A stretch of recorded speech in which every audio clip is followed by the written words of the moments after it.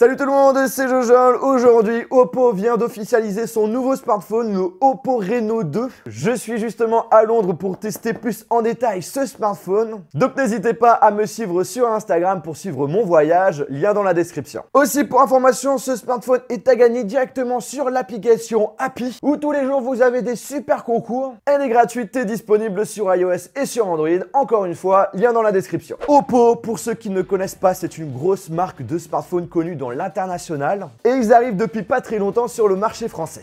Pour la petite anecdote, j'ai été l'un des tout premiers français à parler de la marque Oppo. Ça remonte à plus de 4 ans, mais ils n'étaient pas vraiment implantés en France. Là, c'est le cas. Et c'est super parce qu'ils sont connus pour proposer des produits avec un très bon rapport qualité-prix. Donc un bon moyen de bouger la concurrence dans le milieu des smartphones. Dans cette vidéo en partenariat avec Oppo, je vous propose de vous déballer, de vous présenter rapidement leur nouveau bébé.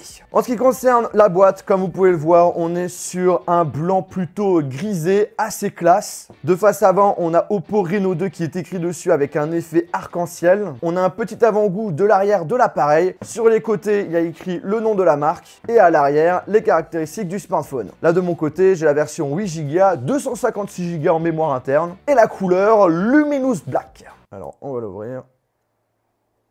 Bam.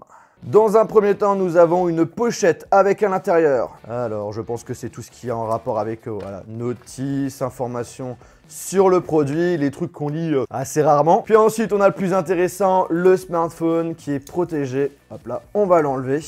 On le pose de côté, on s'y intéressera juste après. Là, on va voir qu'est-ce qu'on a d'autre comme accessoires.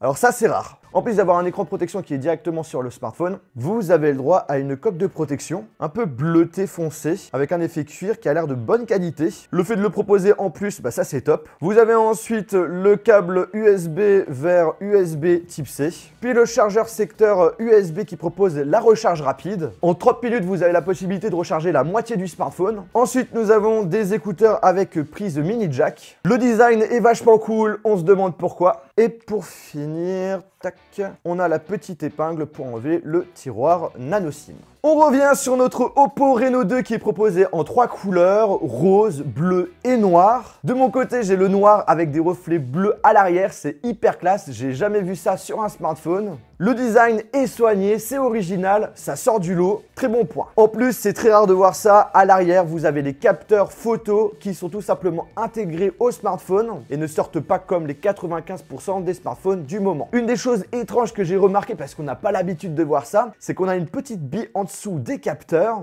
Vous êtes en train de vous dire, ça permet quoi? En gros, ça permet d'éviter que les capteurs s'abîment quand on pose le smartphone sur une table. Donc c'est plutôt malin. Par contre, faites attention que la table ne soit pas trop inclinée, sinon le téléphone glissera. Encore quelque chose qui devient rare sur les smartphones, Oppo a décidé de conserver sa prise mini jack qui ravira les bons utilisateurs filaires. Ce qui est très intéressant sur le Oppo Reno 2 pour son prix, c'est son grand écran OLED de 6,5 pouces avec une définition Full HD+, et qui prend 93% de la face avant. Vous avez donc peu de bords et surtout aucune encoche. Pour regarder des vidéos en plein écran et surtout pour jouer au jeu, c'est très agréable. Un point intéressant à ajouter, c'est le fait qu'au niveau de l'écran, vous avez un capteur d'empreinte digitale qui est intégré directement dessus. Donc vous pouvez déverrouiller votre smartphone avec vos doigts sans souci et c'est plutôt rapide. On peut se poser la question, vu qu'on n'a pas d'encoche, elle est où la caméra frontale? Justement, c'est la spécificité du Reno 2. Vous avez une sorte d'aileron de requin qui sort au-dessus du smartphone et vous pouvez donc faire des selfies sans souci avec son objectif de 16 mégapixels.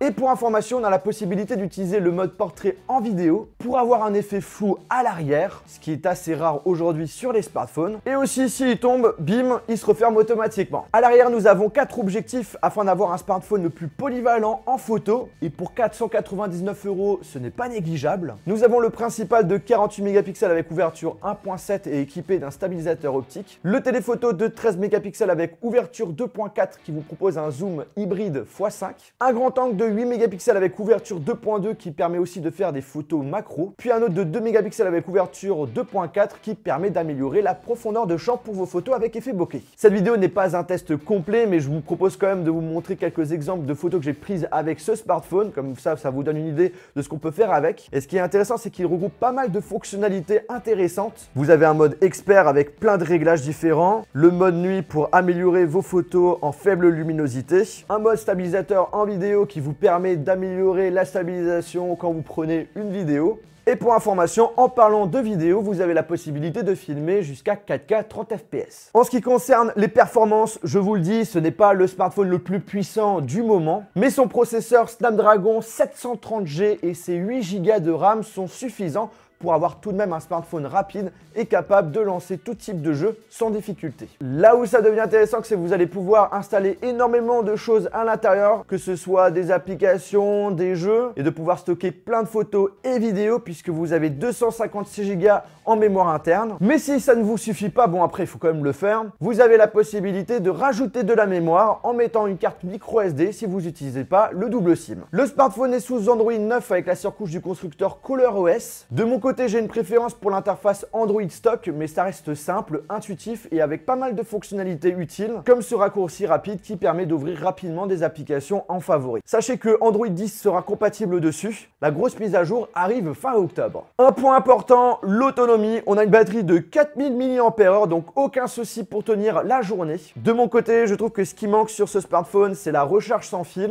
et un son stéréo. Là, c'est un son mono, mais qui reste tout de même de très bonne qualité. Sinon, pour le reste, globalement, on est sur un téléphone très intéressant pour son prix. Avoir autant de possibilités en photo, avoir un écran limite borderless, une très bonne autonomie, un design qui sort de l'ordinaire. Si vous recherchez un smartphone à 500 € entre milieu et haut de gamme, c'est un bon choix. En tout cas, s'il vous intéresse, je vous invite directement à aller dans la description sur le site internet du constructeur. Sinon voilà, on arrive à la fin de cette vidéo. J'espère vraiment que ça vous a plu. Si c'est le cas, je vous invite à lâcher un gros pouce bleu. N'hésitez pas à participer au concours pour gagner le Oppo Reno 2 sur l'application Happy. De me suivre également sur mon compte Instagram pour pouvoir suivre mon aventure à Londres avec Oppo. Et sur ce, on se retrouve dans une prochaine vidéo. Salut!